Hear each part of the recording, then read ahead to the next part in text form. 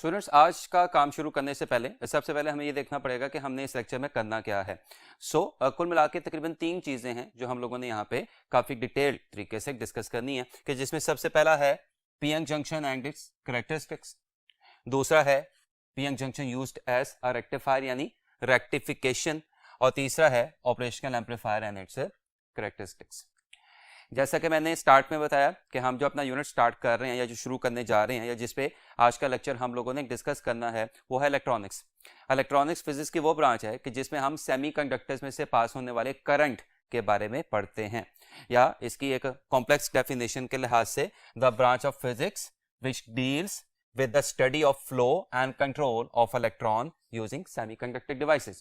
यानी semiconducting devices में से गुजरने वाले इलेक्ट्रॉन्स को ना सिर्फ पढ़ना है बल्कि उनकी मोशन को कंट्रोल करने के बारे में भी पढ़ना है। वही बात है जो मैंने मुख्तसरन की थी, it's a branch of physics in which we discuss about flow of current in semiconducting devices. Semiconducting devices के सिलसिले में जो हमने सबसे पहली डिवाइस देखनी है that is known as P N junction semiconductor diode, या जिसको मुख्तसरन डायोड भी कहा जाता है। डायोड को देखने से पहले हमें यह देखना पड़ेगा कि डायोड बनाया कैसे जाता है और पी-एन जंक्शन होता क्या है। तो इस सिलसिले में आपने प्रीवियस क्लासेस में पढ़ा होगा कि आप अगर सिलिकॉन या जर्मेनियम के सेमीकंडक्टर में डोपिंग करें तो उससे सिलिकॉन और जर्मेनियम के इंट्रिंसिक सेमीकंडक्टर्स एक्सट्रिंसिक सेमीकंडक्टर्स में कन्वर्ट हो जाते हैं। दो तरह के एक्सट्रिंसिक सेमीकंडक्टर्स होते हैं, एक को नाम दिया जाता है पी टाइप का और दूसरे को नाम दिया जाता है एन टाइप का। पी टाइप पे अगर आपको याद हो तो ऑन द होल कोई चार्ज नहीं होता, न्यूट्रल होता है, लेकिन उसमें मेजॉरिटी चार्ज कैरियर्स क्या होते हैं, होल्स। और इसी तरह एन टाइप जो कि ऑन द होल न्यूट्रल होता है, उसमें मेजॉरिटी चार्ज कैरियर्स क्या होते हैं, फ्री इलेक्ट्रॉन्स। अब अगर मैं पी टाइप और एन टाइप यानी एक पी एक्सट्रिंसिक सेमीकंडक्टर और दूसरे एन एक्सट्रिंसिक सेमीकंडक्टर को आपस में मिला दूं, जोड़ दूं, तो क्या होगा। जो ही मैं पी टाइप के जिसमें क्या मौजूद है, holes as majority charge carriers, और एन टाइप के जिसमें क्या मौजूद है, free electrons as majority charge carriers, इनको आपस में क्या करता हूं, मिलाता हूं, तो अपनी थर्मल एजिटेशन की वजह से, अपनी थर्मल काइनेटिक एनर्जी की वजह से एन टाइप से कुछ फ्री इलेक्ट्रॉन्स डिफ्यूज करके किस में एंटर हो जाते हैं, पी टाइप में, और पी के इनिशियल होल्स को क्या कर देते हैं, फिल कर देते हैं। नतीजतन ये फ्री इलेक्ट्रॉन्स अपने पीछे एन टाइप में क्या छोड़ेंगे, पॉजिटिव आयंस छोड़ेंगे। इससे होगा क्या, आप देख सकते हैं कि पी टाइप में इलेक्ट्रॉन्स की और एन टाइप में पॉजिटिव आयंस की ये क्या बन जाएगी, एक दीवार बन जाएगी, एक जंक्शन बन जाएगा। ये दीवार, ये पोर्शन, ये जंक्शन, इसके 3 नाम हैं। इसको पोटेंशियल बैरियर भी कहा जाता है, इसको डिप्लीशन रीजन भी कहा जाता है, और इसको पी-एन जंक्शन भी कहा जाता है। मैं फिर बोल रहा हूं, ये जो बीच में आपको दरमियान में ये आपको एक इलेक्ट्रॉन्स और पॉजिटिव आयंस की वॉल सी बनती दिखाई दे रही है कि जो मजीद इलेक्ट्रॉन्स को एन से पी में जाने से रोकेगी। This wall is known as P N junction और पोटेंशियल बैरियर और डिप्लीशन रीजन, और ओवरऑल ये जो पूरी की पूरी अरेंजमेंट है ये क्या कहलाती है, डायोड कहलाती है। ये एक डायोड की एक्चुअल डायग्राम है, ये डायोड की सिंबॉलिक डायग्राम है। इसमें ये जो ट्रायंगुलर पोर्शन है ये किसको शो कर रहा है, पी पार्ट को, या जिसको हम एनोड भी कहते हैं, और ये जो लाइन सेगमेंट है ये किसको शो कर रहा है, एन टाइप को या एन पार्ट को, जिसको हम कैथोड भी कहते हैं।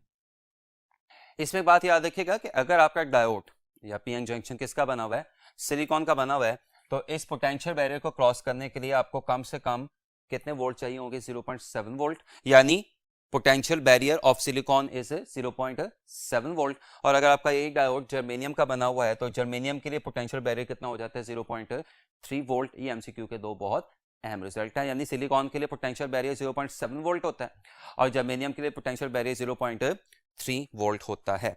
P-N junction on the whole क्या होता है, न्यूट्रल होता है, और कॉमन सेंस है कि आपको पी साइड पे जितने इलेक्ट्रॉन्स दिखाई दे रहे हैं आपको एन साइड पे उतने ही क्या दिखाई दे रहे हैं, पॉजिटिव आयंस भी दिखाई दे रहे हैं। तो P N junction is neutral on the whole. और अगर मैं इसको थोड़ा सा और आगे लेके चलूं तो इसमें पॉजिटिव और नेगेटिव आयंस तो होते हैं, लेकिन वो क्या होते हैं, इमोबाइल, वो मूव नहीं कर रहे होते, वो फ्री नहीं होते। इसका क्या मतलब है कि पी-एन जंक्शन में चार्जेस तो होंगे, लेकिन पी-एन जंक्शन में चार्ज कैरियर हरगिज़ नहीं होंगे। तो अगर मैं पूरी बात को एक या दो सेंटेंसेस में समराइज करूं तो जो आपके पास डायोड है उसमें दो साइड्स होती हैं P एंड N, और दरमियान में क्या बना होता है, एक पी एन जंक्शन या डिप्लीशन रीजन या पोटेंशियल बैरियर, कि जिसकी वैल्यू सिलिकॉन के बने हुए डायोड के लिए 0.7 वोल्ट होगी, जर्मेनियम के बने हुए डायोड के लिए 0.3 वोल्ट होगी। और इसमें एक और बात आपने याद रखनी है कि P N junction on the whole क्या होता है, न्यूट्रल होता है। और आपने इसमें एक और बात याद रखनी है कि पी एन जंक्शन में चार्जेस तो होते हैं लेकिन पी एन जंक्शन में चार्ज कैरियर्स एग्जिस्ट नहीं करते। नेक्स्ट बात हम लोगों ने देखनी है वो पीएन जंक्शन की बायसिंग। डायोड को या पीएन जंक्शन को सेल के साथ जोड़ना उसकी क्या कहलाता है, बायसिंग कहलाता है। और बायसिंग दो तरह की होती है, forward biasing and reverse biasing. Forward biasing में डायोड का पी यानी एनोड सेल के एनोड से जुड़ा होता है और डायोड का एन यानी कैथोड सेल के कैथोड से जुड़ा होता है। नतीजतन डिप्लीशन रीजन की थिकनेस पहले के मुकाबले में क्या हो जाती है, कम हो जाती है। डायोड कंडक्टर की तरह बिहेव करना शुरू कर देता है कि जिसमें से क्या पास करना शुरू कर देता है, करंट। इसको फॉरवर्ड करंट का भी नाम देते हैं। फॉरवर्ड बायसिंग के लिए जैसे कि मैंने आपके साथ डिस्कस किया कि पी टाइप क्या होनी चाहिए हाई पोटेंशियल पे और एन टाइप क्या होनी चाहिए लो पोटेंशियल पे। नीचे कुछ एग्जांपल्स भी आपको दिखाई दे रही हैं। बस एक एग्जांपल में आपको पी कहां पे दिखाई दे रहा है, +4 वोल्ट पे, एन आपको कहां पे दिखाई दे रहा है, +3 वोल्ट पे। It's of course forward biased. इसी तरह इस एग्जांपल में आपको पी कहां पे दिखाई दे रहा है, +5 वोल्ट पे, और एन कहां पे आपको दिखाई दे रहा है, -3 वोल्ट पे। तो of course it's forward biasing. Forward biasing के लिए पी हाई पोटेंशियल पे होना चाहिए और एन लो पोटेंशियल पे होना चाहिए। जैसे कि अभी मैंने आपके साथ डिस्कस किया है कि फॉरवर्ड बाइसिंग के दौरान डिप्लीशन रीजन की थिकनेस इंतहाई क्या हो जाती है, कम हो जाती है। और डायोड कैसे बिहेव करना शुरू कर देता है, लाइक अ कंडक्टर, और इसमें एक करंट फ्लो करना शुरू कर देता है which is known as forward current. Forward current majority carriers की वजह से फ्लो करता है and it is of the order of milli ampere. और चूंकि डिप्लीशन रीजन की रेजिस्टेंस की थिकनेस इंतहाई कम हो गई है तो उसकी रेजिस्टेंस भी कम होकर of the order of few ohms रह जाती है। फॉरवर्ड बायसिंग में आप वी और आई का डायोड के लिए ग्राफ देख रहे हैं। यह ग्राफ आपको क्या दिखाई दे रहा है कि इनिशियली जब वोल्टेज 0 से एक खास वैल्यू तक बढ़ता है तो कोई करंट फ्लो नहीं करता, लेकिन यूं ही जब आप उस वैल्यू को क्या करते हैं, क्रॉस करते हैं, तो अचानक ये करंट फ्लो करना शुरू कर देता है। ग्राफ आपको स्ट्रेट लाइन दिखाई नहीं दे रहा, इसका मतलब diode is a non ohmic substance. और ये जो पॉइंट है ये मैं पहले भी 2 दफा डिस्कस कर चुका हूं। अगर आपके पास सिलिकॉन का डायोड है तो ये पॉइंट 0.7 वोल्ट को शो कर रहा होगा, और अगर आपके पास जर्मेनियम का डायोड है तो ये पॉइंट 0.3 वोल्ट को शो कर रहा होगा। ये तो होगी फॉरवर्ड बायसिंग। अगर मैं सेल को उल्टा जोड़ दूं, यानी P सेल के कैथोड से जुड़ जाए और N सेल के एनोड से जुड़ जाए, तो ये डायोड की क्या कहलाएगा, रिवर्स बायसिंग कहलाएगा, कि जिसमें डिप्लीशन रीजन की थिकनेस इंतहाई क्या हो जाती है, ज्यादा हो जाती है। रिमेंबर, रिवर्स बायसिंग करने के लिए P को लो पोटेंशियल पे होना चाहिए और N को हाई पोटेंशियल पे होना चाहिए। नीचे कुछ एग्जांपल्स भी आपको दिखाई दे रही हैं। बस इन एग्जांपल में P आपको कहां पे दिखाई दे रहा है, +4 पे, और N आपको कहां पे दिखाई दे रहा है, +8 पे। So it is again reverse biased. इसी तरह यहाँ पे आपको P कहां पे दिखाई दे रहा है, +2 पे, यहाँ पे आपको N कहां पे दिखाई दे रहा है, +3 पे। तो yet another example of reverse biasing of the diode. जैसे कि मैंने आपके साथ डिस्कस किया कि रिवर्स बायसिंग के दौरान डायोड के डिप्लीशन रीजन की थिकनेस क्या हो जाती है, ज्यादा हो जाती है, जिससे डायोड कैसे बिहेव करना शुरू कर देता है, लाइक एन इंसुलेटर। लेकिन इस हालत में भी माइनॉरिटी कैरियर्स की वजह से एक बड़ा मामूली सा रिवर्स या लीकेज करंट फ्लो करना शुरू कर देता है, जो कि of the order of micro ampere होता है। और मैं पहले भी बता चुका हूं कि इस सिचुएशन में डायोड कैसे बिहेव कर रहा होता है, लाइक एन इंसुलेटर। चूंकि डिप्लीशन रीजन की थिकनेस और रेजिस्टेंस इंतहाई ज्यादा हो गई होती है, और वो कितनी होती है, of the order of several mega ohms. इसमें एक और बात याद रखिएगा कि अब जो ग्राफ बनेगा वो थर्ड क्वाड्रेंट में बनेगा।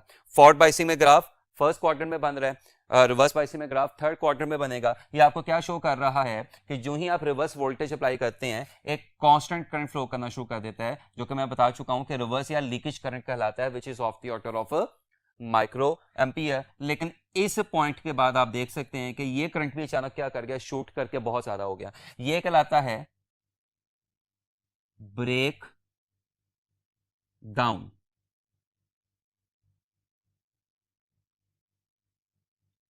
पोटेंशियल,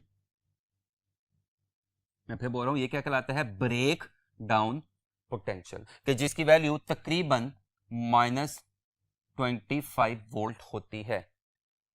जो ही आप रिवर्स वोल्टेज की वैल्यू में -25 वोल्ट से क्या करते हैं, इजाफा करते हैं, तो अचानक टेम्परेचर इतना ज़्यादा हो चुका है। रिमेंबर टेम्परेचर तो पहले भी ज़्यादा हो रहा था, लेकिन -25 वोल्ट में जो ही आप क्रॉस करेंगे, जब -25 वोल्ट को आप जो ही क्या करेंगे, क्रॉस करेंगे, तो टेम्परेचर इतना अचानक ज़्यादा हो जाएगा कि तमाम कोवलेंट बॉन्ड्स ब्रेक हो जाएंगे और सडनली एक रिवर्स करंट फ्लो करना शुरू कर देगा। दैट इज वाई ये ब्रेक डाउन रीजन कहलाता है और ये पोटेंशियल ब्रेक डाउन पोटेंशियल कहलाता है।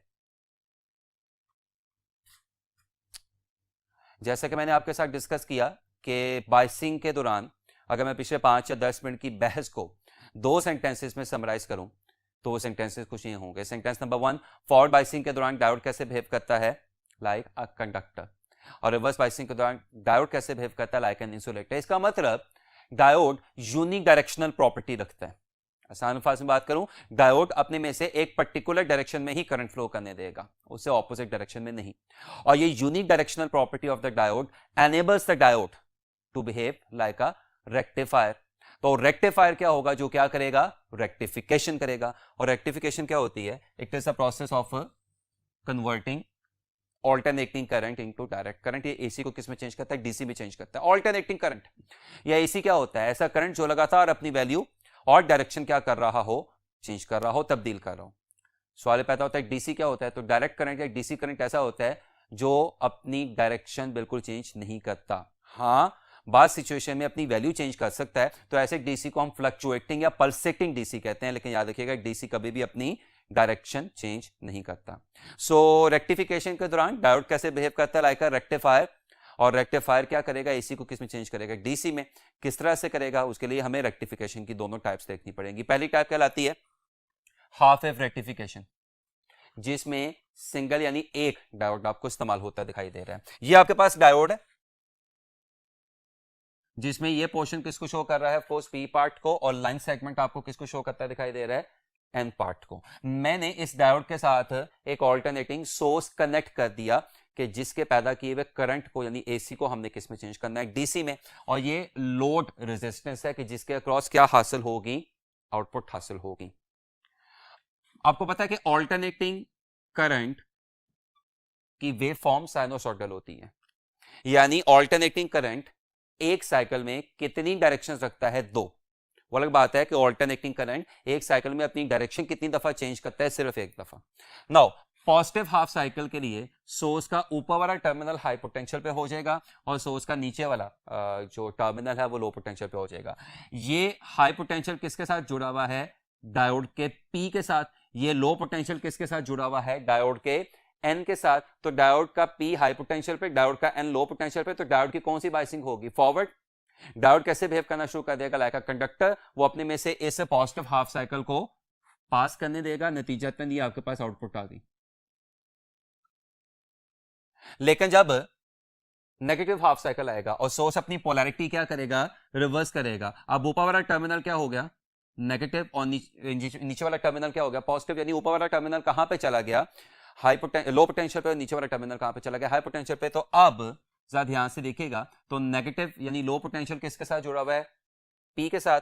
पॉजिटिव यानी हाई पोटेंशियल किसके साथ जुड़ा हुआ है, एन के साथ। तो अब डायोड का पी लो पोटेंशियल पे है और डायोड का एन हाई पोटेंशियल पे, तो अब डायोड की कौन सी बाइसिंग होगी, रिवर्स। इसका मतलब डायोड कैसे बिहेव करना शुरू कर देगा, लाइक एन इंसुलेटर। डायोड कोई आउटपुट जनरेट नहीं करेगा, लोड में से आपको कोई आउटपुट नहीं मिलेगी। तो एक पूरे साइकिल के दौरान आप देख रहे हैं कि पॉजिटिव हाफ साइकिल डायोड में से पास कर रहा है, लेकिन नेगेटिव हाफ साइकिल डायोड में से पास नहीं कर रहा है। इसका मतलब अगर ये आपकी इनपुट है which was of course AC, तो हाफ वेव रेक्टिफिकेशन के बाद ये आपकी क्या होगी, आउटपुट होगी। और आपको इस आउटपुट में क्या दिखाई दे रहा है कि ये ऐसा करंट है जो अपनी वैल्यू को तो चेंज कर रहा है लेकिन अपनी डायरेक्शन चेंज नहीं कर रहा। ये डीसी है, बेशक फ्लक्चुएटिंग या पल्सेटिंग डीसी है, लेकिन ये डीसी है। ये हाफ वेव रेक्टिफिकेशन है कि जिसके दौरान आपको एसी किस में चेंज होता दिखाई दे रहा है, डीसी में चेंज होता दिखाई दे रहा है। इससे पहले कि मैं दूसरी टाइप की तरफ चलूं, यहां पे कुछ एमसीक्यूज के रिजल्ट जो आपको लाजमी पता होना चाहिए। मसलन हाफ वेव रेक्टिफिकेशन जब हो गई और ये आपको क्या मिल गई, आउटपुट लोड रेजिस्टेंस के अक्रॉस मिल गई, तो इस आउटपुट के लिए आरएमएस क्या होती है, V0/2। और ये कैसे आ सकता है, इसके लिए अगर मैं इसी साइकिल को आपके सामने आउटपुट को ड्रॉ कर दूं और इसकी मुख्तलिफ 4 वैल्यू से लूं, मसलन ये क्या है 0, ये क्या है पीक वैल्यू वी नॉट, ये क्या है 0, ये क्या है 0, और इस वैल्यू से फिर अगला साइकिल स्टार्ट हो जाएगा। अब अगर मैं इन 4 वैल्यूज की आरएमएस निकालूं ना, आरएमएस निकालने का क्या मतलब है कि पहले स्क्वायर लेना पड़ेगा, फिर मीन लेना पड़ेगा, फिर रूट लेना पड़ेगा। तो क्या होगा, लेट्स सी, अगर मैं इन चारों वैल्यूज की आरएमएस निकालूं तो पहले मुझे इन चारों वैल्यूज का क्या लेना पड़ेगा, स्क्वायर। तो 0 का स्क्वायर, बी नॉट का स्क्वायर, 0 का स्क्वायर, 0 का स्क्वायर, आरएमएस में एस हो गया। अब आरएमएस में किसकी तरफ आना है, एम की तरफ, यानी मीन की तरफ। तो मुझे इन चारों वैल्यूज की क्या करनी पड़ेगी, एवरेज यानी मीन निकालनी पड़ेगी। उसका तरीकाकार क्या होगा, चारों को प्लस करके 4 से क्या कर दें, डिवाइड कर दें नंबर ऑफ वैल्यूज, और आरएमएस में अब एस हो गया, एम हो गया, अब क्या रह गया आर यानी रूट। तो आखिरी स्टेप में मैं इनका क्या ले लूंगा, square root. This 0, this 0, this 0, these all zeros are as good as nothing। तो सिर्फ क्या बनेगा, v नॉट स्क्वायर ओवर 4, जो जब स्क्वायर रूट से बाहर आएगा तो v नॉट स्क्वायर किस में चेंज हो जाएगा, v नॉट में, और 4 किस में चेंज हो जाएगा, 2 में। तो हाफ वेव रेक्टिफिकेशन के बाद हासिल होने वाली डीसी की आरएमएस वैल्यू पीक वैल्यू का क्या होती है, एसी की पीक वैल्यू का क्या होती है, हाफ होती है। दूसरी बात मैंने क्या यहां पे क्या लिखी हुई है कि फर्स्ट करें इनपुट जो कि एसी था उसका टाइम पीरियड क्या था, टी आई, और हाफ वेव रेक्टिफिकेशन के बाद आउटपुट के जो कि डीसी था उसका टाइम पीरियड क्या था, टी नॉट। तो दोनों टाइम पीरियड एक दूसरे के इक्वल हैं। तीसरी बात मैंने क्या लिखी हुई है कि अगर इनपुट और आउटपुट के टाइम पीरियड्स इक्वल हैं तो इनपुट और आउटपुट की फ्रीक्वेंसीज भी क्या होंगी, इक्वल होंगी। ऐसे नहीं, इसको बकायदा समझने की कोशिश करते हैं। आप देख सकते हैं कि यहां पे एसी यानी इनपुट के लिए आपको कितने साइकिल पूरे होते दिखाई दे रहे हैं, 3, 1 2 3।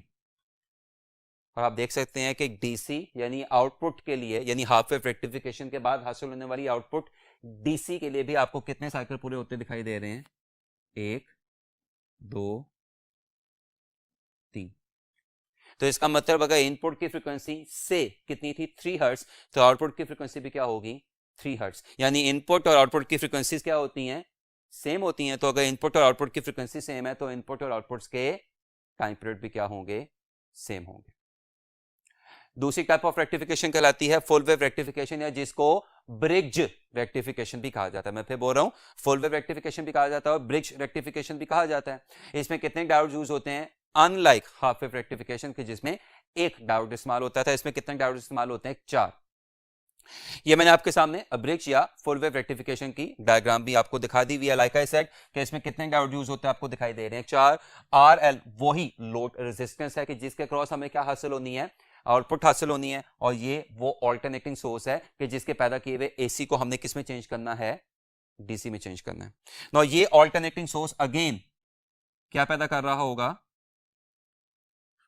एक ऑल्टरनेटिंग साइकिल। और एक साइकिल में कितनी हाफ्स होते हैं, 2, पॉजिटिव हाफ्स और नेगेटिव हाफ। अब जरा ध्यान से, जब जब ये ऑल्टरनेटिंग सोर्स पॉजिटिव हाफ पैदा कर रहा होगा तो इस सोर्स का ऊपर वाला टर्मिनल हाई पोटेंशियल पे और नीचे वाला टर्मिनल लो पोटेंशियल पे। ये हाई पोटेंशियल पे होने का क्या मतलब है, ए हाई पोटेंशियल पे आ गया, और ये लो पोटेंशियल पे क्या होने का मतलब है, बी लो पोटेंशियल पे आ गया। अब जरा ध्यान से देखिएगा, ए के हाई पोटेंशियल होने का क्या मतलब है कि D1 फॉरवर्ड बाइस होगा, और ए के हाई पोटेंशियल पे होने का क्या मतलब है कि D4 रिवर्स बाइस होगा।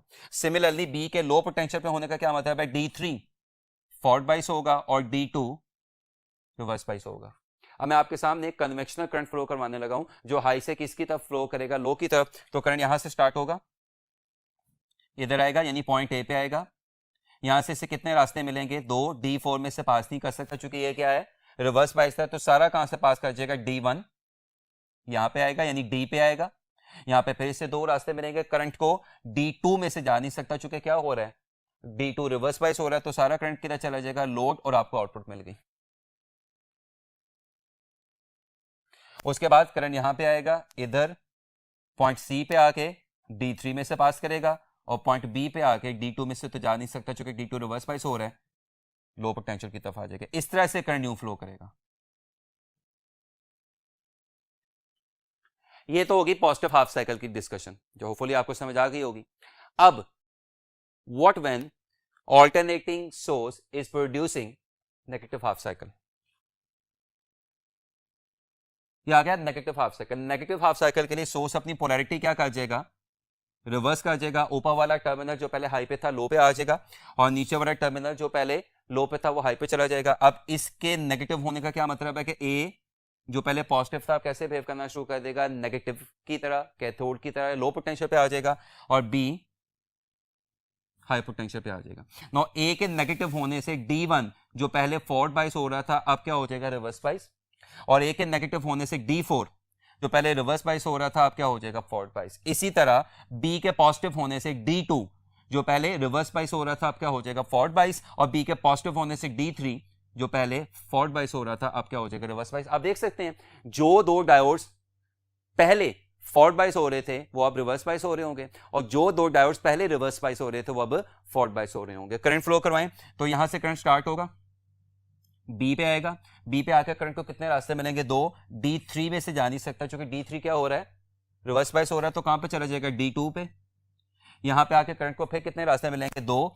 D1 में से जा नहीं सकता क्योंकि क्या हो रहा है, D1 रिवर्स बाइस हो रहा है, तो कहां से पास करेगा, लोड रेजिस्टेंस में से, और बिल्कुल वैसे ही पास करेगा जैसे पॉजिटिव हाफ साइकिल के लिए पास किया था, यानी ऊपर से नीचे आपको फिर आउटपुट मिल जाएगी। लेकिन करंट का पास पूरा करवा लें, यहां से करंट इधर आएगा, इधर सी पे आके D3 में से जा नहीं सकता तो कहां से पास करेगा, D4, ए पे आके D1 में से जा नहीं सकता तो अपना पाथ पूरा कर लेगा, यानी अब करंट यूं फ्लो करेगा।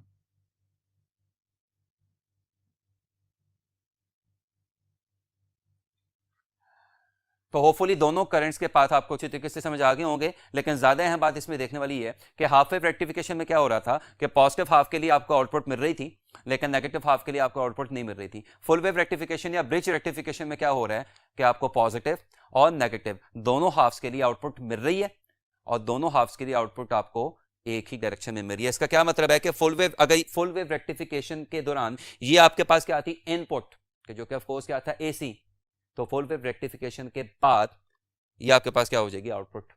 अगेन ये ऐसा डीसी है जो फ्लक्चुएटिंग या पल्सेटिंग डीसी है, लेकिन एक डीसी है, क्यों, चूंकि अपनी वैल्यू को तो चेंज कर रहा है लेकिन अपनी डायरेक्शन को चेंज नहीं कर रहा।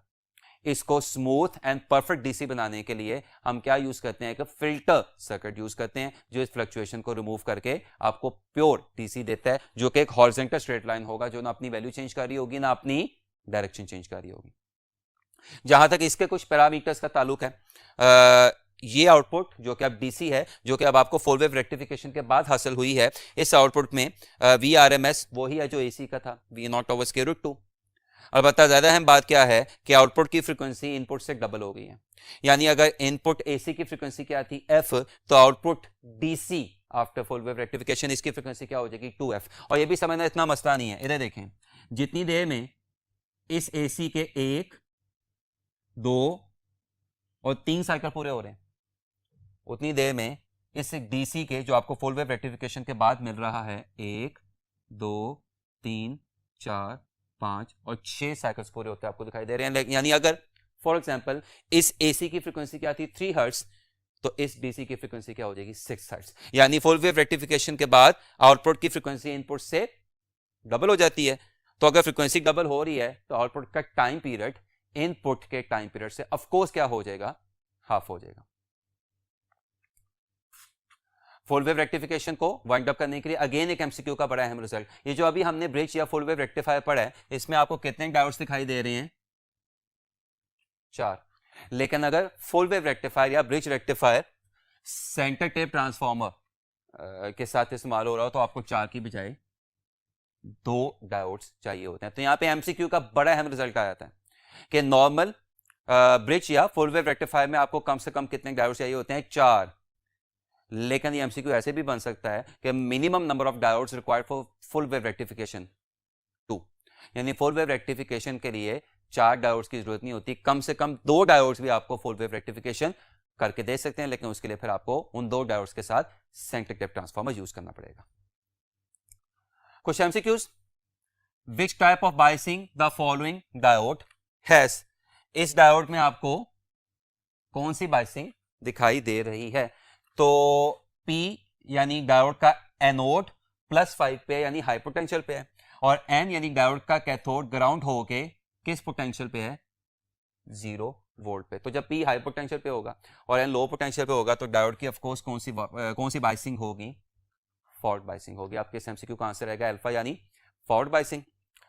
नेक्स्ट एमसीक्यू देखिएगा, if frequency of AC in a half wave rectifier is F, then after rectification the frequency becomes. अभी आपके साथ डिस्कस किया कि हाफ वेव रेक्टिफिकेशन में आरएमएस तो चेंज हो जाती है, आरएमएस पीक वैल्यू का हाफ हो जाती है, अभी आपके साथ डिस्कस किया, लेकिन हाफ वेव रेक्टिफिकेशन के दौरान फ्रीक्वेंसी या टाइम पीरियड चेंज नहीं होता। तो अगर एसी की फ्रीक्वेंसी कितनी थी, इनपुट की फ्रीक्वेंसी कितनी थी एफ, तो हाफ वेव रेक्टिफाइड डीसी यानी आउटपुट की भी फ्रीक्वेंसी क्या होगी, एफ ही होगी। आपके इस एमसीक्यू का आंसर क्या आएगा, अल्फा यानी एफ। व्हाइट बोर्ड दोबारा शुरू करते हैं।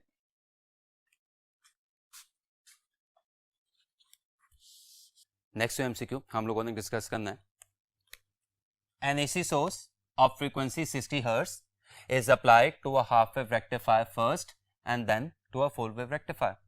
If output resistance in a half wave rectifier is twice than the output resistance of full wave rectifier, then the ratio of time periods of output ripples in half wave rectifier to the full wave rectifier is. सवाल को मैं थोड़ा सा explain कर देता हूँ।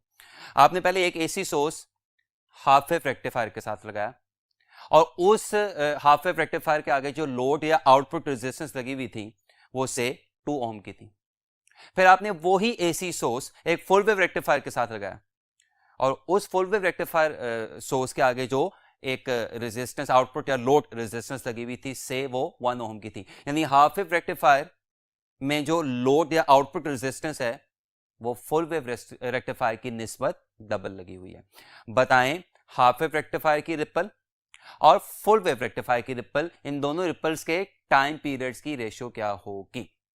अब इसमें सबसे पहली बात ये याद रखिएगा कि हाफ वेव रेक्टिफायर हो या फुल वेव रेक्टिफायर हो, दोनों की आउटपुट का टाइम पीरियड या फ्रीक्वेंसी लोड या आउटपुट रेजिस्टेंस पे डिपेंड नहीं करती। इसका मतलब हाफ वेव रेक्टिफायर में लोड रेजिस्टेंस का डबल होना या फुल वेव रेक्टिफायर में लोड रेजिस्टेंस का हाफ होना या इसका वाइस वर्सा होना, ये इनसिग्निफिकेंट डाटा है। सो इस पूरे सवाल में मुख्तसरन आपसे क्या पूछा गया है, आपसे यह पूछा गया है कि T H over T F निकालें। टी एच क्या है, हाफ वेव रेक्टिफिकेशन के बाद हासिल होने वाली आउटपुट रिपल का टाइम पीरियड, और टी एफ क्या है, फुल वेव रेक्टिफिकेशन के बाद हासिल होने वाली आउटपुट या रिपल का टाइम पीरियड। अभी हमने डिस्कस किया कि हाफ वेव रेक्टिफिकेशन के दौरान फ्रीक्वेंसी या टाइम पीरियड चेंज नहीं होता। तो फर्स्ट करें टी हाफ है टी, लेकिन अभी हमने ये भी डिस्कस किया कि फुल वेव रेक्टिफिकेशन के बाद फ्रीक्वेंसी क्या हो जाती है, डबल, और टाइम पीरियड क्या हो जाता है, हाफ। तो इसका क्या मतलब हुआ कि अगर आप फुल वेव रेक्टिफिकेशन में इनपुट का टाइम पीरियड कितना यूज कर रहे हैं टी का, तो जो अब आपको आउटपुट मिलेगी उसका टाइम पीरियड कितना हो जाएगा, टी बाय 2। रिमेंबर पहले हाफ वेव रेक्टिफायर का जिक्र है और फिर फुल वेव रेक्टिफायर का जिक्र है। टी और टी आपस में क्या हो जाएंगे, कैंसिल हो जाएंगे। ये टी और टी कैंसिल होगा, 2 के तरह चला जाएगा, ऊपर आपके एमसीक्यू का आंसर क्या आएगा, 2:1 यानी बीटा। नेक्स्ट क्वेश्चन देखिएगा, if diode N is removed in this circuit the output will be full wave rectified, positive half wave rectified, negative half wave rectified, pure DC. ना ये आपके पास सर्किट है जो बाहर आपको क्या लग रहा है, फुल वेव रेक्टिफायर लग रहा है, और बाहर नहीं बल्कि है भी फुल वेव रेक्टिफायर। लेकिन ऐसा सवाल क्या है कि आपने डायोड एन अचानक क्या कर दिया, रिमूव कर दिया। चलें आपको समझाने के लिए, डायोड एन रिमूव हो गया, तो अब बताएं कि आपको आउटपुट क्या मिलेगी। इसका थोड़ा सा एनालिसिस करते हैं। जब आएगा पॉजिटिव हाफ साइकिल, जब एसी साइकिल का पॉजिटिव हाफ साइकिल आएगा, तो ये वाला टर्मिनल हाई पे, ये वाला टर्मिनल लो पे, ये कहां पे आ जाएगा, हाई पे, ये कहां पे आ जाएगा, लो पे। इसके हाई होने की वजह से ये डायोड क्या होगा, फॉरवर्ड बाइस, और इसके लो होने की वजह से ये डायोड क्या होगा, फॉरवर्ड बाइस, जबकि ये डायोड क्या होगा, रिवर्स बाइस। करंट फ्लो करवाएं, करंट यहां से स्टार्ट होगा, पॉइंट यहां पे आएगा, यहां से इधर, इधर आके करंट को, इधर आके करंट को कितने रास्ते मिल रहे हैं, 2, इधर जा नहीं सकता, इधर आउटपुट मिल गई आपको, इधर आया, इधर, इधर आके करंट को कितने रास्ते मिलेंगे, 2, इधर जा नहीं सकता, और इधर लो पोटेंशियल पे आके अपना पाथ क्या करेगा, पूरा करेगा, यानी करंट का पाथ ही होगा।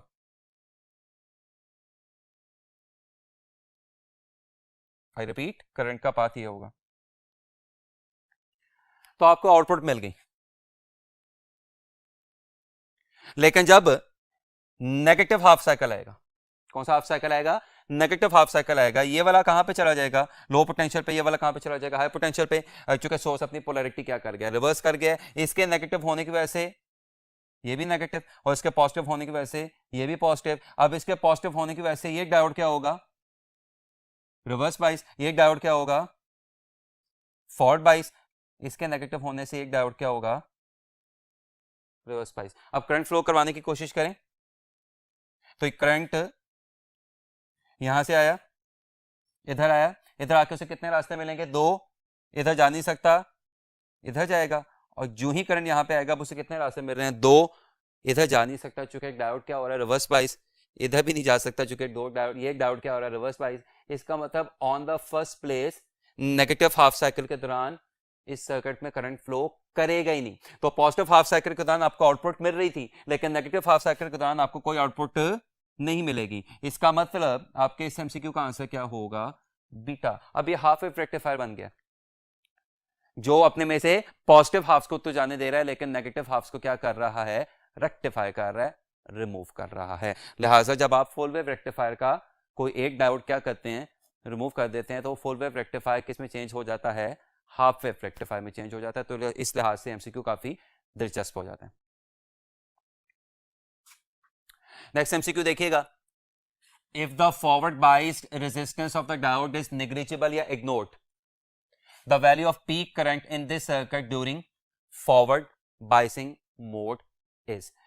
अच्छा, अब आपके पास एक सर्किट है जिसमें आपको एक डायोड के साथ एक एसी सोर्स लगा दिखाई दे रहा है, उसके आगे लोड रेजिस्टेंसेस की जगह आपको दो 1 किलो ओम की रेजिस्टेंसेस आपस में कैसे लगी दिखाई दे रही हैं? पैरेलल में लगी दिखाई दे रही हैं। उसका सवाल क्या है?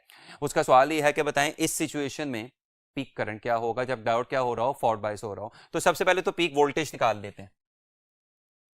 ये आपको इक्वेशन उसने दी हुई है, V equals 350 sin 100 pi t। ये क्वेश्चन आपको उसने दी हुई है, that is the part of the question. और ये क्वेश्चन हमें पता है, नोन है, ऑल्टरनेटिंग करंट की V equals V not sine theta. अब अगर मैं कंपैरेटिव एनालिसिस करूं तो V किससे कंपेयर होगा? V से। इक्वल किससे कंपेयर होगा? इक्वल से। साइन किससे कंपेयर होगा? साइन से। थीटा किससे कंपेयर होगा? थीटा से। और V नॉट किससे कंपेयर हो रहा है? 350। तो ये पीक वोल्टेज आ गया। अब पीक वोल्टेज आ गया, अब मुझे सर्किट की क्या करनी है? एक वेवलेंथ रेजिस्टेंस निकालनी है। उसने क्या कहा था कि फॉरवर्ड बाइसिंग के दौरान डायोड की जो रेजिस्टेंस है वो इग्नोरेबल है। तो मेरे पास अब इस सोर्स के आगे इफेक्टिवली दो ही रेजिस्टेंसेस लगी हुई हैं। कौन कौन सी? 1 kilo ohm 1 kilo ohm each. और आपस में कैसे लगी हुई हैं? पैरेलल। तो इनकी इक्विवेलेंट रेजिस्टेंस निकालें तो क्या निकलेगी? 1/1 प्लस 1/1, दैट इज 2। तो अगर 1/r क्या है? 2, तो r क्या हो जाएगा? 1/2 यानी 0.5 किलो ओम्स, यानी r क्या आ जाएगा? 500 ओम्स। अब अपने सवाल को वाइंड अप करने की तरफ जाते हैं। ये पीक वोल्टेज है, ये पूरे सर्किट की क्या है? रेजिस्टेंस है। आपने फॉरवर्ड बाइसिंग के दौरान क्या निकालना था? पीक करंट निकालना था। Simple Ohm's law, I not equals V not over R। Now what is V not? 350। What is R? 500। एक जीरो और एक जीरो कैंसिल हो गया, क्या बनेगा? 35/50। तो जब मैं 5 से डिवाइड करूंगा तो 35/50 क्या बन जाएगा? 7/10 एम्पियर। आपके इस एमसीक्यू का आंसर क्या होगा? डेल्टा यानी 7/10 एम्पियर। नेक्स्ट एमसीक्यू देखिएगा, the output of this circuit is. ये सर्किट आपको दिखाई दे रहा है, बताएं इसकी आउटपुट क्या होगी? तो अगेन एनालिसिस करना पड़ेगा। जब आएगा एसी का पॉजिटिव हाफ साइकिल, ये टर्मिनल हाई, ये टर्मिनल लो। नाउ इस टर्मिनल के हाई होने का क्या मतलब है? ये हाई, ये लो। नाउ इसके हाई होने का क्या मतलब है? ये डायोड क्या होगा? फॉरवर्ड बाइस। ये डायोड क्या होगा? Reverse bias. ये डायोड क्या होगा? फॉरवर्ड बाइस। अब करंट यहां से स्टार्ट होगा, इधर आएगा, इधर आकर उससे कितने रास्ते मिलेंगे? दो।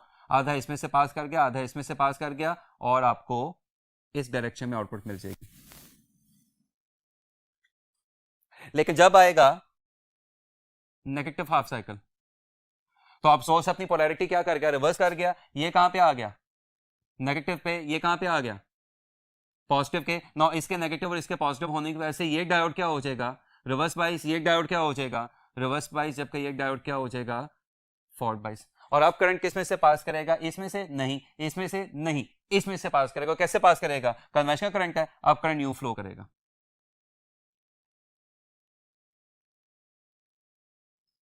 यानी जब नेगेटिव हाफ साइकिल आएगा तो आपको ये आउटपुट मिल जाएगी ना। इसका क्या मतलब है, इनपुट और आउटपुट बिल्कुल आइडेंटिकल है। पॉजिटिव हाफ साइकिल के लिए इन दो डायोड्स के फॉरवर्ड बायस होने की वजह से आपको आउटपुट भी क्या मिल रही थी, पॉजिटिव हाफ, जबकि नेगेटिव हाफ साइकिल के लिए इस डायोड के फॉरवर्ड बायस होने की वजह से आपको आउटपुट भी क्या मिल रही थी, नेगेटिव हाफ। इसका मतलब अगर आप एसी दे रहे हैं तो आपको मिलेगा भी क्या, एसी। किसी किस्म की कोई रेक्टिफिकेशन या कोई फेज इन्वर्जन या कोई हालत में चेंज नहीं आएगी। आपके इस एमसीक्यू का आंसर क्या होगा, ऑल्टरनेटिंग करंट यानी एसी। नेक्स्ट एमसीक्यू प्लीज देखिएगा। The output across resistor in the following circuit during positive half of AC is. आपके पास एक सर्किट है, उस सर्किट में एक एसी सोर्स के आगे दो डायोड्स लगे हुए हैं और लोड रेजिस्टेंस लगी हुई है। आपसे वो क्या कह रहा है कि इस रेजिस्टेंस के क्रॉस क्या निकालें, आउटपुट निकालें, लेकिन कब निकालनी है, पॉजिटिव हाफ ऑफ एसी के लिए निकालनी है। सो फर्स्ट करें, एसी ने positive half of the cycle generate किया, जिससे ये टर्मिनल कहां पे चला जाएगा, हाई पोटेंशियल पे, नीचे वाला टर्मिनल कहां पे चला जाएगा, लो पोटेंशियल पे। इसके पॉजिटिव होने का मतलब ये डायोड क्या होगा, फॉरवर्ड बाइस, और ये हिस्सा ये टर्मिनल नेगेटिव होने का मतलब ये डायोड क्या होगा, रिवर्स बाइस। अगर मैं करंट फ्लो करवाने की कोशिश करूं तो मुझे कोई कामयाबी इससे नहीं होगी कि करंट यहां से आके इधर ब्लॉक हो जाएगा। याद रखिएगा, ऐसे सर्किट में on the first place current flow करेगा ही नहीं। ऐसा हरगिज नहीं होगा कि करंट यहां पे आके ब्लॉक हो, नहीं, ऑन द फर्स्ट प्लेस ऐसे सर्किट में कोई करंट फ्लो करेगा ही नहीं। इसका मतलब आपके इस एमसीक्यू का आंसर क्या होगा, डेल्टा यानी जीरो। लेकिन एक और बात याद रखिएगा, ये एमसीक्यू सिर्फ पॉजिटिव हाफ साइकिल के लिए आंसर नहीं दे रहा, ये एमसीक्यू दोनों हाफ साइकिल के लिए यही आंसर देगा। क्यों, क्योंकि जब नेगेटिव हाफ साइकिल आएगा सोर्स अपनी पोलैरिटी क्या कर जाएगा, रिवर्स, और अब ये डायोड जो पहले फॉरवर्ड बाइस हो रहा था क्या हो जाएगा, रिवर्स बाइस, और ये डायोड जो पहले रिवर्स बाइस हो रहा था क्या हो जाएगा, फॉरवर्ड बाइस। लेकिन अब फिर इस सर्किट में दोबारा करंट फ्लो नहीं करेगा, लिहाजा आपके इस एमसीक्यू का आंसर क्या होगा, हर लिहाज से जीरो। यानी इनपुट है लेकिन आउटपुट नहीं है, चाहे पॉजिटिव हाफ साइकिल आए चाहे नेगेटिव हाफ साइकिल आए, आपको लोड के क्रॉस कोई आउटपुट ऑब्टेन नहीं होगी। इसका आंसर क्या होगा, डेल्टा यानी जीरो। नेक्स्ट प्लीज देखिएगा, in the following circuit the output will B.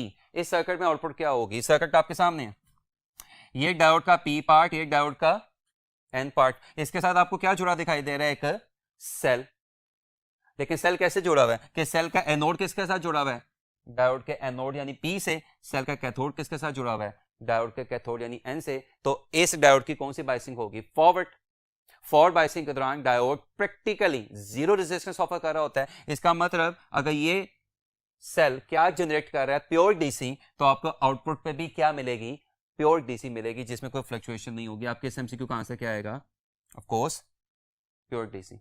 Next MCQ देखिएगा, if the time period of an AC source applied on the input of a full wave rectifier is Ti and the time period of output ripple is T naught, then again बार बार बताने का मकसद, बार बार concept को recall करने का मकसद, आपकी अच्छी तरीके से तैयारी करवाना है, रिवीजन करवाना है, ताकि जब भी किसी टेस्ट में आपके सामने एमसीक्यू आए तो फौरन आपके जहन में उसका आंसर पहले से आता है और आप उस पर ज्यादा टाइम जाया ना करें। इसे ये बार बार बातें डिस्कस हो रही हैं। हम लोगों ने अभी पढ़ा था, उस लेक्चर में काफी दफा पहले भी पढ़ चुके हैं कि हाफ वेव रेक्टिफिकेशन के दौरान time period and frequency change नहीं होते, लेकिन फुल वेव रेक्टिफिकेशन के दौरान फ्रीक्वेंसी डबल हो जाती है और टाइम पीरियड हाफ हो जाता है। तो अगर इनपुट का टाइम पीरियड क्या था, टी आई, और आउटपुट का टाइम पीरियड क्या था, टी नॉट, तो इसका क्या मतलब है, T nought is equal to T I over two. तो टू इधर क्या हो रहा है, डिवाइड, उधर जाके क्या हो जाएगा, मल्टीप्लाई। तो आपके इस एमसीक्यू में आंसर क्या आ जाएगा कि इनपुट का टाइम पीरियड आउटपुट से डबल है। यानी आपके इस एमसीक्यू का आंसर क्या आएगा, बीटा, यानी इनपुट का टाइम पीरियड आउटपुट के टाइम पीरियड से डबल है, यानी T I equals two T nought. Next MCQ please देखिएगा, बहुत इंफॉर्मेटिव और बड़ा अहम है और अक्सर फ्रीक्वेंटली पूछा गया हुआ है। The process of converting AC into DC is rectification. AC को डीसी में कन्वर्ट करना रेक्टिफिकेशन है। इसका मतलब आपके इस एमसीक्यू का आंसर या तो बीटा होगा या चार्ली होगा। और आगे, and the process of converting DC into AC is inversion, यानी फेज इन्वर्जन। आपके इस एमसीक्यू का आंसर क्या होगा, चार्ली, कि एसी को डीसी में चेंज करना क्या कहलाता है, रेक्टिफिकेशन, और डीसी को एसी में चेंज कौन करता है, इन्वर्टर, और ये प्रोसेस क्या कहलाता है, फेज इन्वर्जन या इन्वर्जन कहलाता है। नेक्स्ट एमसीक्यू प्लीज देखिएगा, output across resistor in the following circuit is. इस सर्किट में रेजिस्टर के क्रॉस आउटपुट क्या होगी। नाउ अगेन जब आएगा पॉजिटिव हाफ साइकिल, तो पॉजिटिव हाफ साइकिल के लिए पॉजिटिव या नेगेटिव, ना इसका पॉजिटिव होना क्या शो कर रहा है, ये पॉजिटिव ये नेगेटिव। अब जरा ध्यान से देखें तो इसका पॉजिटिव होना क्या शो कर रहा है, ये पॉजिटिव, इसके पॉजिटिव होने से एक डायोड क्या हो जाएगा फॉरवर्ड बाइस और ये डायोड क्या हो जाएगा रिवर्स बाइस। रिजल्ट करंट कैसे मिलेगा आपको आउटपुट में, यूं, यानी ये आपके पास आउटपुट आ गई। लेकिन जब नेगेटिव हाफ साइकिल आएगा सोर्स अपनी पोलैरिटी क्या करेगा रिवर्स, जिससे ये पहले पॉजिटिव था अब क्या होगा नेगेटिव, ये पहले नेगेटिव था अब क्या होगा पॉजिटिव, और जो डायोड पहले फॉरवर्ड बाइस हो रहा है वो अब क्या हो जाएगा reverse bias and vice versa, यानी ऊपर वाला डायोड अब क्या हो जाएगा रिवर्स बाइस और नीचे वाला डायोड अब क्या हो जाएगा फॉरवर्ड बाइस। और अब आपको करंट कैसे मिलेगा, यूं, यानी पॉजिटिव हाफ साइकिल के लिए करंट आ रहा था ऊपर से नीचे यानी पॉजिटिव हाफ साइकिल, और नेगेटिव हाफ साइकिल के लिए करंट जा रहा था नीचे से ऊपर यानी नेगेटिव हाफ साइकिल। तो इसका मतलब ये फिर वही बात हो गई कि जैसे एसी आपने दिया था आउटपुट पे भी आपको बिल्कुल वैसा ही एसी मिल रहा है। आपके इस एमसीक्यू का आंसर क्या हो जाएगा, डेल्टा। जैसा एसी आप दे रहे थे वैसे एसी आपको मिलता है, यहां पे दिखाई दे रहा है। नेक्स्ट एमसीक्यू प्लीज देखिएगा, in the circuit shown the current flows. इस सर्किट में करंट कैसे फ्लो कर रहा है, A clockwise during positive half only, B clockwise during negative half only, C anti clockwise during positive half only, D anti clockwise during negative half only. चलिए इसको करते हैं। जब आएगा पॉजिटिव हाफ साइकिल तो ऊपर वाला टर्मिनल हाई पे नीचे वाला टर्मिनल लो पे। ना ये कैथोड है, डायोड का एन टाइप है, ये एनोड है, डायोड का पी टाइप है। कौन सी बाइसिंग हो जाएगी रिवर्स, आपको कोई आउटपुट नहीं मिलेगी। लेकिन जब आएगा नेगेटिव हाफ साइकिल सोर्स अपनी पोलैरिटी रिवर्स करेगा तो आप देखें नेगेटिव एन यानी नेगेटिव से जुड़ा हुआ है, पॉजिटिव यानी पी पॉजिटिव से जुड़ा हुआ है, तो अब डायोड की क्या होगी फॉरवर्ड बाइसिंग। इसका मतलब पॉजिटिव हाफ साइकिल के लिए डायोड रिवर्स बाइस होकर कोई करंट फ्लो नहीं करा रहा, लेकिन नेगेटिव हाफ साइकिल के लिए डायोड फॉरवर्ड बाइस होकर करंट फ्लो करवा रहा है। इसका मतलब आपके इस एमसीक्यू का आंसर या तो बीटा होगा या डेल्टा होगा। नाउ लेट्स सी, जब आएगा नेगेटिव हाफ साइकिल और डायोड की कौन सी बाइसिंग होगी, फॉरवर्ड बाइसिंग होगी। तो आपको पता है कन्वेंशनल करंट हमेशा किससे किसकी तरफ फ्लो करता है, हाई से लो की तरफ, तो करंट न्यू फ्लो करेगा। और ये करंट आपको कैसे फ्लो करता दिखाई दे रहा है मुझे बताने की जरूरत नहीं है, एंटी क्लॉकवाइज। इसका मतलब इस सर्किट में करंट पॉजिटिव हाफ साइकिल के लिए नहीं फ्लो करेगा बल्कि नेगेटिव हाफ साइकिल के लिए फ्लो करेगा। क्योंकि पॉजिटिव हाफ साइकिल के लिए डायोड क्या हो रहा है रिवर्स बाइस और नेगेटिव हाफ साइकिल के लिए डायोड क्या हो रहा है फॉरवर्ड बाइस। इसका मतलब करंट सिर्फ कब फ्लो करेगा, नेगेटिव हाफ साइकिल के लिए फ्लो करेगा। और कैसे फ्लो करेगा, एंटी क्लॉकवाइज फ्लो करेगा। लिहाजा दो अल्फाज चेक करने हैं, negative half cycle and anti clockwise. तो एंटी क्लॉकवाइज मुझे दिखाई दे रहा है चार्ली में और डेल्टा में, और नेगेटिव हाफ साइकिल मुझे सिर्फ किस में दिखाई दे रहा है, डेल्टा में। आपके इस एमसीक्यू का आंसर क्या होगा, डेल्टा, यानी anti clockwise during negative half only. Whiteboard दोबारा शुरू करते हैं।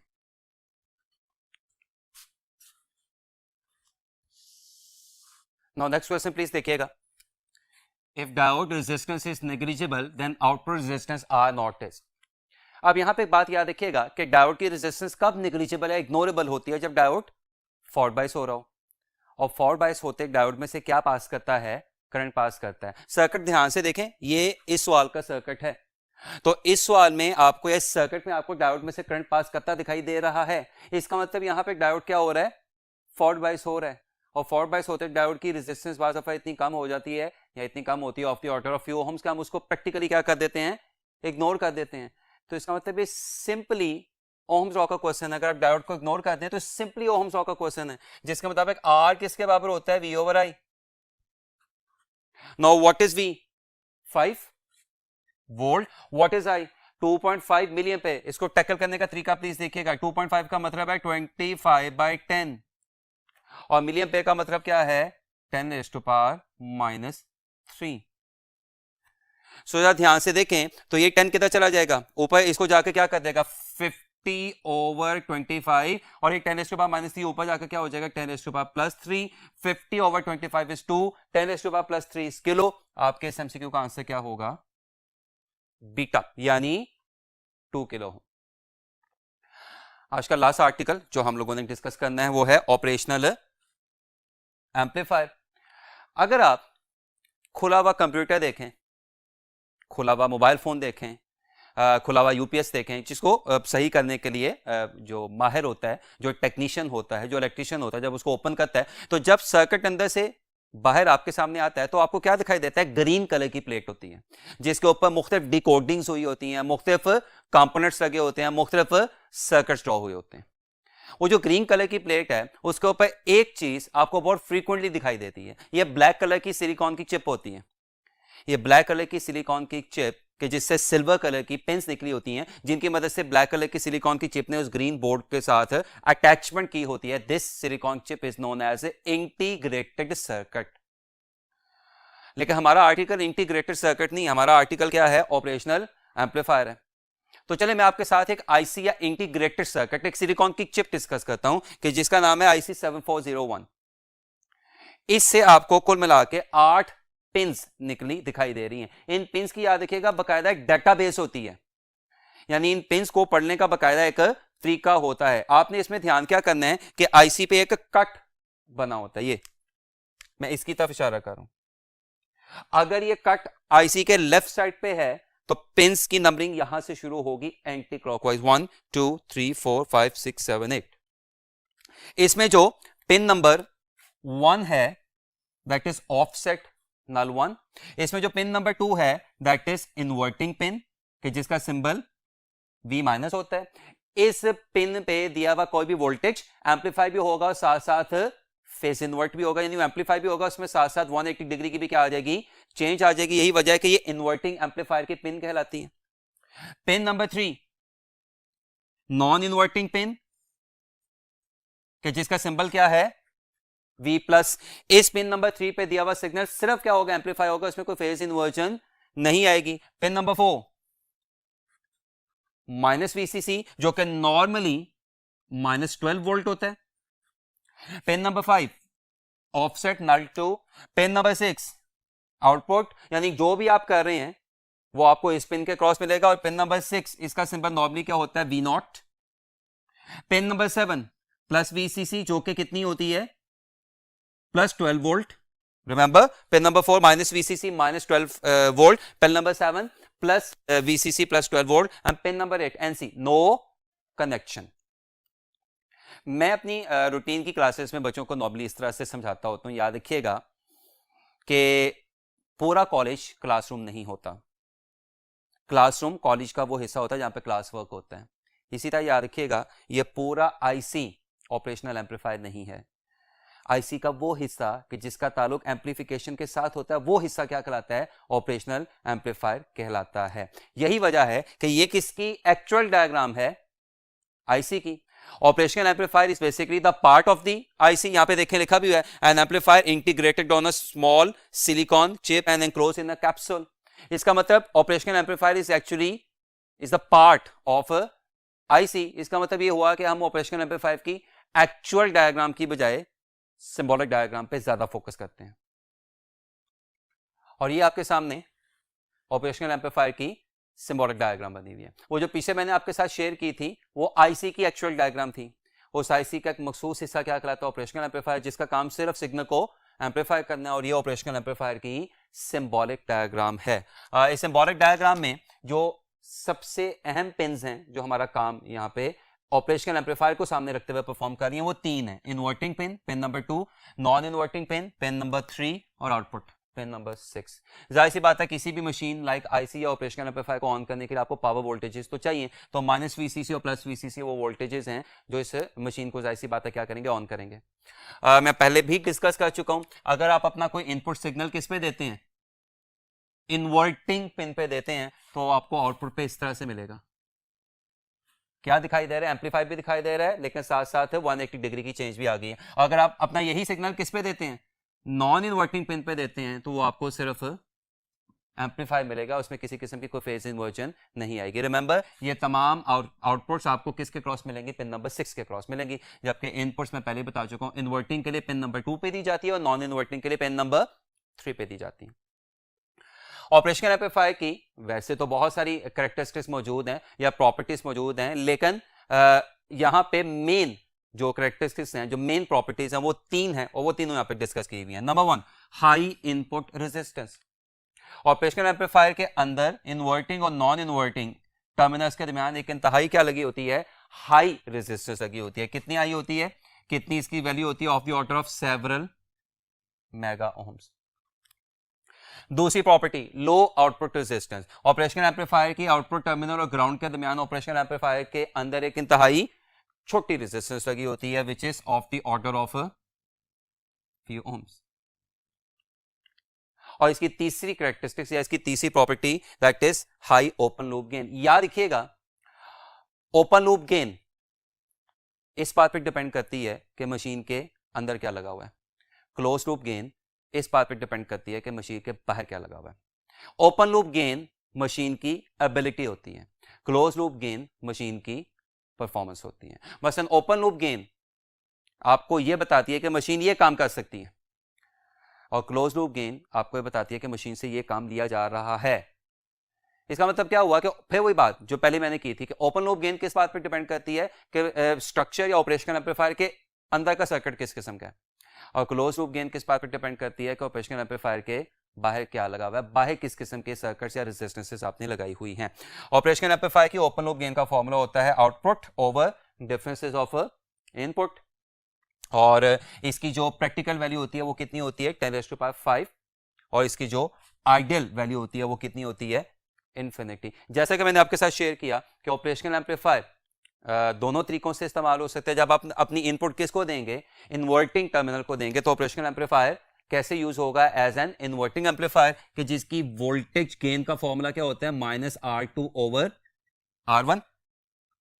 और जब आप अपना इनपुट टर्मिनल किसको देंगे, नॉन इन्वर्टिंग टर्मिनल को देंगे, अपनी इनपुट किसको देंगे, नॉन इन्वर्टिंग टर्मिनल को देंगे, तो फिर ऑपरेशनल एम्पलीफायर कैसे यूज होगा as a non inverting amplifier कि जिसके लिए गेन का फॉर्मूला क्या होगा 1+R2/R1। और अब जरा ध्यान से कि ये जो गेन है ये क्लोज लूप गेन है, और ये किस बात पर डिपेंड कर रही है, ऑपरेशनल एम्पलीफायर के बाहर किस किस्म की रेजिस्टेंसेस लगी हुई हैं। तो मैं को 2 दफा बोल चुका हूं, चलें एक दफा पे। ओपन लूप गेन किस बात पर डिपेंड करती है कि ऑपरेशनल एम्पलीफायर के अंदर किस किस्म का सर्किट लगा हुआ है, और क्लोज लूप गेन किस बात पर डिपेंड करती है कि ऑपरेशनल एम्पलीफायर के बाहर किस किस्म का सर्किट लगा हुआ है। इन्वर्टिंग एम्पलीफायर में माइनस साइन क्या शो कर रहा है कि सिग्नल इन्वर्ट होने के साथ एम्पलीफाई होने के साथ साथ 180 डिग्री इन्वर्ट भी होगा, और नॉन इन्वर्टिंग एम्पलीफायर क्या शो कर रहा है कि सिग्नल सिर्फ क्या होगा, एम्पलीफाई होगा, वो इन्वर्ट नहीं होगा।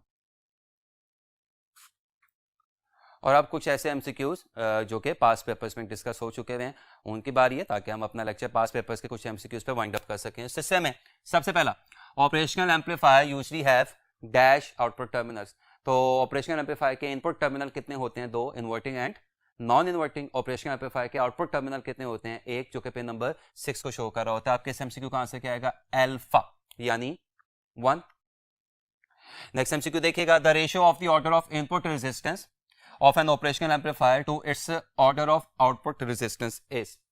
आपने इस एमसीक्यू में क्या फाइंड करना है, R in over R out।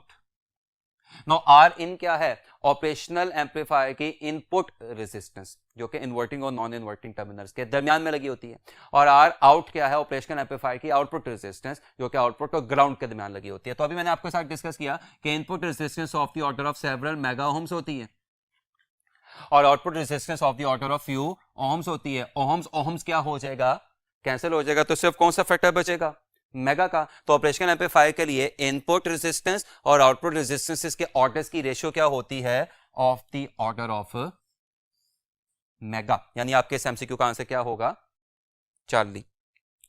Next MCQ please देखिएगा, for the shown operational amplifier which pin represents the non inverting input. Now इस एमसीक्यू में आप टेक्निकलिटी क्या है, इस एमसीक्यू में प्रॉब्लम क्या है, पहले जो कट आपको कहां पे दिखाई दे रहा था, लेफ्ट साइड पे, वो अचानक कहां पे आ गया, राइट साइड पे। तो अगर आपका कट लेफ्ट साइड पे था तो आपने एंटी क्लॉकवाइज काउंटिंग कहां से शुरू की थी, नीचे से, अगर आपको याद हो। अगर आपका कट कहां पे आ जाए, राइट साइड पे आ जाए, तो अब आप एंटी क्लॉकवाइज काउंटिंग कौन से शुरू करेंगे, टॉप से शुरू करेंगे। इसका मतलब ये क्या होगी पिन नंबर 1, ये क्या होगी पिन नंबर 2, 3, 4, 5, 6, 7, 8। ना वो हमसे किसका पूछ रहा है, नॉन इन्वर्टिंग पिन का। तो अभी मैंने आपके साथ पूरी डेटाबेस डिस्कस की है। नॉन इन्वर्टिंग पिन कौन सी होती है, पिन नंबर 3। तो पिन नंबर 3 आपको कहां पे दिखाई दे रही है, ये, और इस पिन को क्या नाम दिया गया है, डी का। आपके एमसीक्यू का आंसर भी डेल्टा होगा और ऑप्शन भी डेल्टा ही होगी। काम को वाइंड अप करने की तरफ जा रहे हैं। पास पेपर्स एमसीक्यूज को डिस्कस करने का सिलसिला भी हमने जारी रखा हुआ है। Negligible small current between input terminals of operational amplifier. Operational amplifier के इनपुट टर्मिनल्स के दरमियान एक बहुत स्मॉल करंट फ्लो करता है, और स्मॉल करंट के फ्लो होने की वजह मैं पहले भी डिस्कस कर चुका हूं कि इनपुट और आउटपुट के दरमियान एक इंतहाई हाई रेजिस्टेंस होती है। आपके इस एमसीक्यू का आंसर क्या होगा? High input resistance. अब इसमें कुछ और बातें भी याद रखिएगा कि अगर मैं V प्लस और V माइनस के दरमियान यानी नॉन इन्वर्टिंग और इन्वर्टिंग टर्मिनल्स के दरमियान पोटेंशियल डिफरेंस निकालूं, तो वो करंट के प्रैक्टिकली जीरो होने की वजह से ऑलमोस्ट क्या होगा? जीरो होगा। इसका मतलब क्या हुआ कि नॉन इन्वर्टिंग और इन्वर्टिंग टर्मिनल्स के वोल्टेजेस ऑलमोस्ट एक दूसरे के क्या होते हैं? इक्वल होते हैं। आपने रूटीन की क्लासेस में इसको पढ़ा होगा। This is famously known as principle of virtual ground, जिसमें जब एक जीरो पे होता है तो दूसरा भी वर्चुअली कैसे बिहेव करना शुरू कर देता है? Like zero. लेकिन as far as this MCQ is concern, हम ऑलरेडी इसका आंसर देख चुके हुए हैं कि माइनस और प्लस यानी इन्वर्टिंग और नॉन इन्वर्टिंग टर्मिनल के दरमियान एक इंतहाई कम करंट फ्लो करने की वजह एक्चुअली हाई इनपुट रेजिस्टेंस होती है। नेक्स्ट एमसीक्यू देखिएगा। इन case of half wave rectification the resistance of diode during negative half of AC his. तो हाफ वेव रेक्टिफिकेशन के दौरान जब नेगेटिव हाफ आता है तो diode negative half of AC cycle आता है, तो डायोड क्या होना शुरू हो जाता है? Reverse bias. और रिवर्स बाइस डायोड की आपको पता है कि resistance of the order of several mega ohms होती है, यानी बहुत ज्यादा होती है। आपके इस एमसीक्यू का आंसर क्या होगा? In case of half wave rectification the resistance of diode during negative half of AC of the order of several mega ohms या very high. Next MCQ please देखिएगा। Output voltage of a rectifier is not smooth, it can be made smooth by using. अब आपने lecture ध्यान से सुना हो, आपने book ध्यान से पढ़ी हो, तो लेक्चर में भी डिस्कस हुआ, बुक में भी लिखा हुआ है, तो बार दफा इतने अहम और इतने कीमती नंबर्स फ्री में आ जाते हैं, याद रखिएगा। क्योंकि ये अगर आपने लेक्चर ध्यान से सुना है और बुक भी ध्यान से पढ़ी हुई है, तो ये बुक में भी लिखा हुआ है, यहाँ पे लेक्चर में भी डिस्कस हुआ कि जो हाफ वेव रेक्टिफायर हो उसको हम मॉडिफाई करने के लिए, इंप्रूव करने के लिए क्या यूज करते हैं? Full wave rectifier. लेकिन फुल वेव रेक्टिफायर में भी आपको कौन सा डीसी मिलता है? फ्लक्चुएटिंग या पल्सेटिंग। उस पल्सेटिंग डीसी को, उस फ्लक्चुएटिंग डीसी को स्मूथ प्योर डीसी बनाने के लिए, कि जिसकी फ्रीक्वेंसी क्या होती है? जीरो। याद देखिएगा, प्योर डीसी की फ्रीक्वेंसी क्या होती है? जीरो। प्योर डीसी बनाने के लिए आप फुल वेव रेक्टिफायर के आगे कौन सा सर्किट यूज करते हैं? फिल्टर सर्किट यूज करते हैं। आपके एमसीक्यू का आंसर क्या होगा? डेल्टा, यानी फिल्टर सर्किट। और आज के लिए लास्ट एमसीक्यू प्लीज देखिएगा। इस सर्किट आपके सामने बना हुआ है, फुल वेव रेक्टिफायर या famously known as bridge rectifier. In this circuit what happens for the positive half cycle of the input. Now इस सर्किट में positive half cycle of the input के लिए क्या होगा? नाउ जब पॉजिटिव हाफ साइकिल आएगा, repeat, जब positive half cycle आएगा तो सोर्स का ऊपर वाला टर्मिनल हाई पोटेंशियल पे, नीचे वाला टर्मिनल लो पोटेंशियल पे। सोर्स का ऊपर वाला टर्मिनल हाई पोटेंशियल पे होने का क्या मतलब है? ये भी कहां पे आ गया? हाई पोटेंशियल पे। और सोर्स का नीचे वाला टर्मिनल लो पोटेंशियल पे होने का क्या मतलब है? ये भी कहां पे आ गया? लो पोटेंशियल पे। नाउ प्लीज ध्यान से देखें, इसके हाई होने की वजह से ये डायोड यानी D1 क्या हो जाएगा? Reverse bias. और इसके हाई होने की वजह से ये डायोड यानी D4 क्या हो जाएगा? फॉरवर्ड बाइस। इसी तरह इसके लो होने की वजह से D2 यानी ये डायोड क्या हो जाएगा? फॉरवर्ड बाइस। और इसके नेगेटिव यानी लो होने की वजह से D3 क्या हो जाएगा? Reverse bias. तो कौन से दो डायोड आपको फॉरवर्ड बाइस करते दिखाई दे रहे हैं? D2 and D4। और ये डायोड कंडक्ट करके अपने में से क्या फ्लो कराना शुरू कर देंगे? करंट फ्लो कराना शुरू कर देंगे। आपके इस एमसीक्यू का आंसर क्या होगा? चार्ली, यानी D2 एंड D4 कंडक्ट। और मुझे बताने की जरूरत नहीं है कि पॉजिटिव हाफ साइकिल के लिए D2 और D4 कंडक्ट कर रहे हैं, तो नेगेटिव हाफ साइकिल के लिए D1 एंड D3 कंडक्ट करेंगे। होपफुली आज का लेक्चर आपको बहुत अच्छे तरीके से समझ आ गया होगा। अपना बहुत ज्यादा ख्याल रखिएगा। अल्लाह हाफिज।